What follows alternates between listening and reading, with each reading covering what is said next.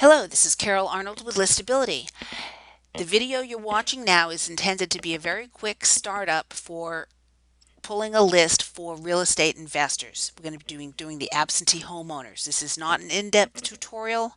If you need that, we have other videos that you can watch. First thing you're going to do is going to log in, enter in your username, your password, registered users log in. Make sure that it says welcome, your name, and your user ID. Otherwise, you lose a lot of functionality. First thing we'll do is click on the picture of the house that's in the hand for the master absentee homeowner list. You can see here we have various geography is the first part. We have various options. Owner zip, property zip, owner county, property county, and so forth. In this case, I'm going to choose property zip code, and I'm going to look up. I can either enter in the zip codes or I can look up. I can type in a city name, get all the zip codes for a city. In this case, I'm going to go to county. I'm going to enter in Essex County, Massachusetts, select all, and add selected. I could have done individual selections on these zip codes if I'd wanted. Once these load into the grid, I'm going to go to additional selections, dark blue tab at the top. I'm going to click on all selections. That brings up all the criteria. We're going to do just 3 quick criteria which are commonly used by real estate investors.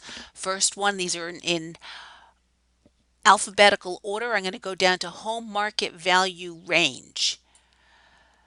Click on the words and it'll bring up the criteria. In this case, I'm going to go up to homes up to $500,000. Check all the boxes that apply, 0 to 499. The next one I'm going to choose is loan to value. That gives you your amount of equity, compares the current home market value to the original amount of the most recent mortgage. So scrolling down to loan to value range, anytime you see a V2, take it. Click on the words, and now I'm going to select 0 to 59%. That means they have at least 41% equity in their home plus whatever they've paid down in their mortgage payments. The last one I'm going to go down to is property type detail. Click on the words. Again, these were in alphabetical order. And here's where I can select my single family residence. There are quite a few criteria if you wanted to add more. Another very common one used is the purchase date. It'll say when the property was last purchased. Now that I have my 3, I'm going to go up to recalculate. The recalculate button was in the upper left hand corner under the logo. The quantity is returned is 2,100 records. Now I can click on view pricing if I want to see what this is going to cost. It pops up a window. You can go estimate pricing from my count, and here's the price with a total of 168 for these 2,100 records. I'm going to close that window. Now I'm going to go down to reports. By the way, save means save and leave. I don't recommend that you use it if you do reports. Reports will calculate. It will save it. It give you breakdowns by zip code. And so I clicked on reports down at the bottom. Now I go to leave a breakdown by geography, say next. I'm going to check all the boxes that I can check. If I check this box, guess what? It's going to send, when it sends the report by email, it's going to include the pricing.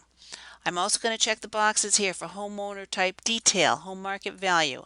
Check all of these and that'll give a breakdown by each of the types of, by the values in those. Come down to search description. This lets me name it. Essex County. And submit report. Sometimes you might have to scroll down to see that submit report. Once it says you can make a copy, come up here to previous counts. Now look, now it's saying that it's still running because I didn't give it time. If I click on previous counts again, it'll say how many are available.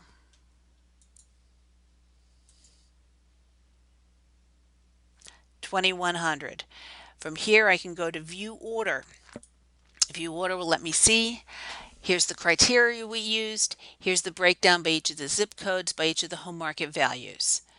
If you want to make changes, you can click on Modify Rerun. Another place to make changes is if you're from the main previous count screen, you could click on Copy Rerun. Back to View Order. Now if you wanted to place your order, you'd simply place your order and you'd start from here. Now that's a pretty quick 5-minute report on how to get started with using ListAbility online. If you do need more help, when you first open up the absentee homeowner file, it has a list of training videos and you can get into more detail. Thank you very much and good luck with your real estate investing.